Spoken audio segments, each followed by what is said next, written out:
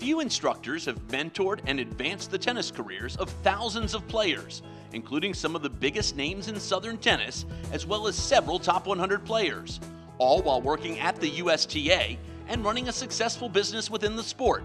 But then there's only one, Bill Ozaki. Well, Bill's life in junior tennis has just impacted so many people. All the kids who've played in Southern tennis for the past 30 years have known Bill Ozaki, their parents have known Bill Ozaki, their coaches have known Bill Ozaki, and he is really someone who everyone looked up to. He had the ability to take irate parents, irate coaches, irate players, and had that unique skill to be able to calm them down and understand the situation that they were all in. Bill Ozaki was raised in the small coastal town of Woodbine, Georgia, with a population of only 500. Despite its size, the area had an active sports community. Ozaki excelled in football, basketball, golf, and track.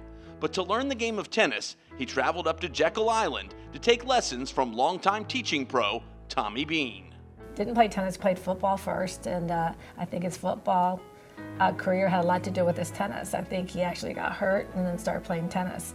But yeah, Woodbine was a very small community, and he was a big part of the football program there. Ozaki would attend athletic powerhouse Camden County High School. By his junior year, he settled on tennis. Ozaki's English teacher, George Gray, had a major impact on this decision.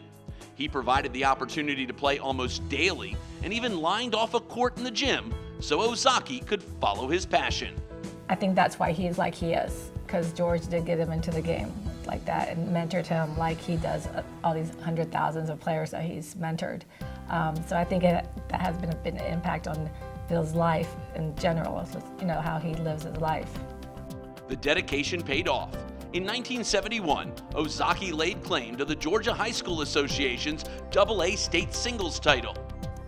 It says something especially about his perseverance and his willingness to work harder than everybody else to achieve.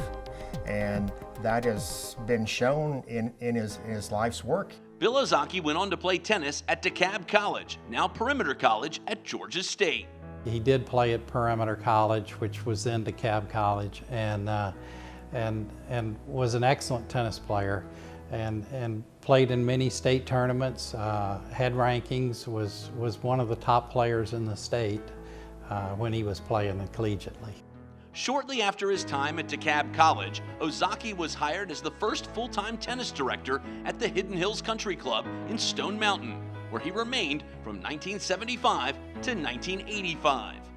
During that time was when he really developed his first wave of elite juniors, and that's where he and I started competing against each other. I remember one girl in particular could not hit a volley, and I asked him, hey, would you take a look at this girl's volleys? And so he came over and watched her play and watched her hit volleys with me. And then about 2 rounds later, this girl knocked off a volley winner to beat one of his girls. In 1985, Ozaki made a major life decision and bought the Circle Stone Racket Club. He ran it for the next 4 years, and it was there he built his legacy of junior player development. Well, I think he's done that because of the way he makes someone feel valuable and important, and working with their parents and helping them guide their children as well.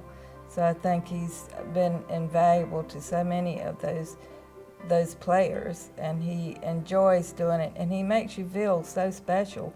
It doesn't matter whether you are playing tennis or just anything in life, he makes you feel special when he's around you.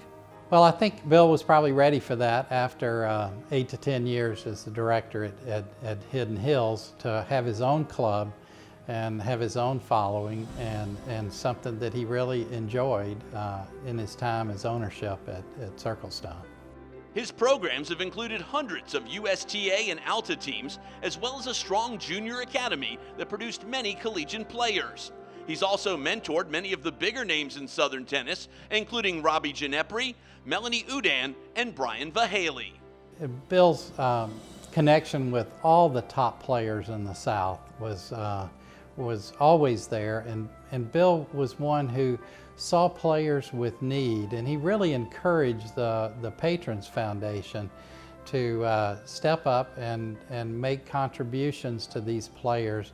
And he's helped tens of thousands of players through some financial aid over the years that have needed it. And that's something that Bill bears all the credit for. Ozaki's success with junior players, as well as his reputation among tennis families and fellow coaches, he got the attention of USTA Southern, and they hired him in 1989. Except for a one-year stint as the USTA's Senior Director of Junior Competition and Collegiate Tennis down in Key Biscayne, Florida, Ozaki was a fixture in the Southern office for almost 30 years. Now, this is 30 years ago, so it wasn't a position like it is now. So I think he did a little bit of everything in the office, and I mean with juniors. And then later on it became more player development, which is he's excellent at in junior competition. Junior player development has been Ozaki's passion, and his commitment to others has made him a member of the Georgia Tennis Hall of Fame. I think Bill's achieved probably everything that he's wanted to. I think he's done it in a way that everyone respects him. He will be remembered forever, I think. Like I said, you say junior tennis in the southern states, people will say Bill Ozaki. Congratulations to Bill Ozaki, a 2019 inductee into the Georgia Tennis Hall of Fame.